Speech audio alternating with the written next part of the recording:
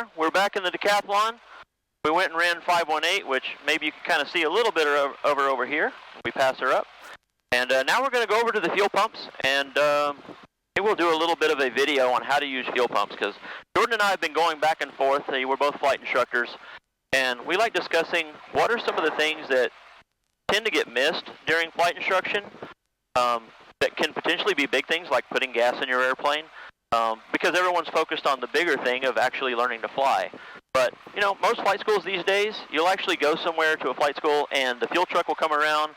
They'll always magically have fuel to the tabs or something like that, if you know what I'm talking about. You can get through your private, your instrument, maybe even your commercial, and never have even touched a fuel hose and never fueled an airplane. But, you know, I used to use cross countries as a good time to teach people how to do that. But if you haven't learned that, we're going to go over to the fuel pump and kind of show you how to do that. So stay tuned. All right, so here we are at the self-serve pump here at Ellington. It actually says on the ATIS that it's broken, so we're either going to look really dumb and it actually is broken, but it actually looks like it's working. So it looks fine. I don't know. Gas prices there. We'll see. So first thing you do when you pull up to self-serve, as you can see, you're pretty close to it. You want to get some chocks. Now, if you look around, you'll usually have everything you need. You're going to want the chocks.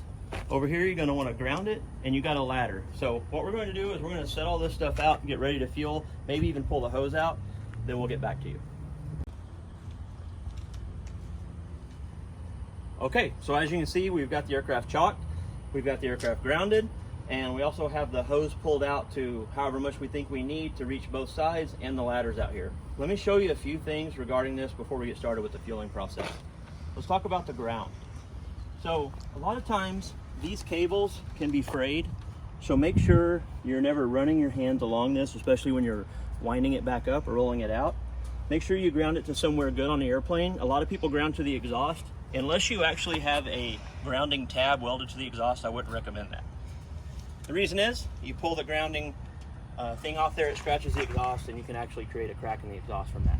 So watch out for that. Okay, maybe you've never used one of these grounding straps, grounding cables before, or maybe even the fuel hose. So I want to teach you how this works, and this one's actually not working, so it's a good example. As I pull this, you can actually see some teeth on the side. And you can hear that it's not clicking at all, no matter what. So the teeth are broken off on this, so it's not going to stop. Normally you can pull it until it clicks and it'll actually hold there. But it's gonna always wanna reel up. So I've actually tied it around this pole over here. You don't want this rolling up and tripping you or coming undone while you're fueling. A lot of times these fuel hoses work the same way.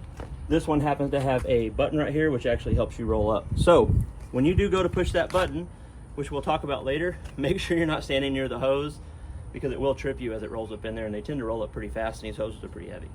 All right, so when you get all this ready and you're all preset, most of these work the same way. Some of them are kind of weird, but I'm going to show you how most of them work. This is a pretty common one. You're going to put your credit card in here, and it'll tell you how. If this one even says with stripe facing left. It's going to ask you to two things. Put your IN number in if you want it on the receipt, which I'd recommend, keep those receipts. And number two, it's going to ask you, do you want to fill up? Do you want a certain number of gallons, or do you want a certain dollar amount? A lot of people just hit fill up. I wouldn't recommend that. Luckily, this is one of the only ones I've ever seen. It says fill up key pre-authorizes $250 on your card. That's a pretty low amount relatively, but some of these authorize for thousands of dollars because you never know what people are filling up with them. So I would recommend putting the amount of gallons that you know you need, or maybe just a few more. That way it only authorizes for that amount.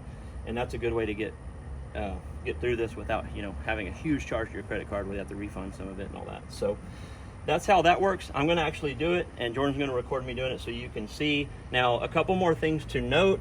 Make sure that you are ready to turn the pump on once you're done with this, because it will time out on you if you're not careful, and then you'll turn it off at the end. So, all right, I'm going to go ahead and show you this. All right, so we're going to enter the card. Next thing it asks, oh look, it already knows because my credit card from before has been used for November 5 Kilo Delta. Now, if not, you can actually select your own tail number using a mix of the keyboard, and a little screen will pop up and show you how to do that. So I'm gonna go ahead and hit enter on this one. There we go. And here's what we talked about. Enter a gallon amount, enter a dollar amount, or fill up. I know that we need probably about 16 gallons. So I'm gonna go ahead and enter a gallon amount. And down with the keypad, I'm gonna put 18 gallons, just in case I decide to put more, but I can put at least 16 in there. All right, so that's it. Enter when you're done down here on the keypad. Confirm. Now, once this goes through, you can hear the pump kick on, but you also have to remember to turn on the handle. Turn the pump handle. It's right there. Here we go. Pump's on. All right.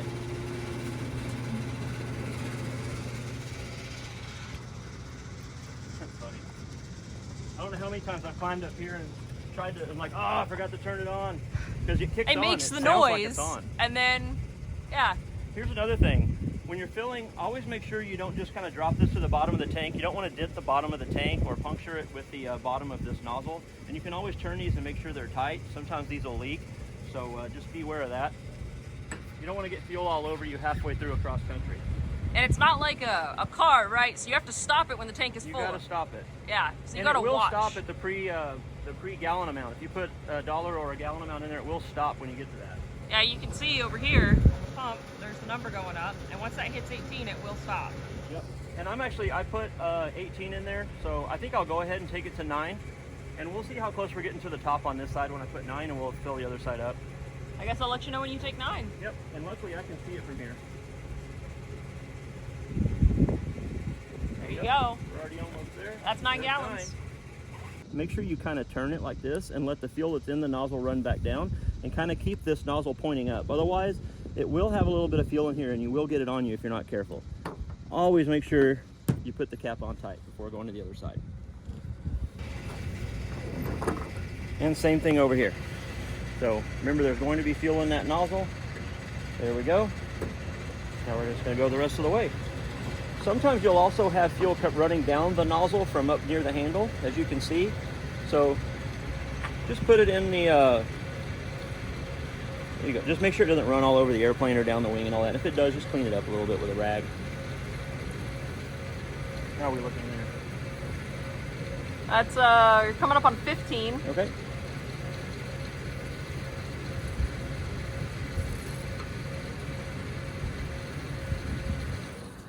There we go. I guess that's 18 gallons.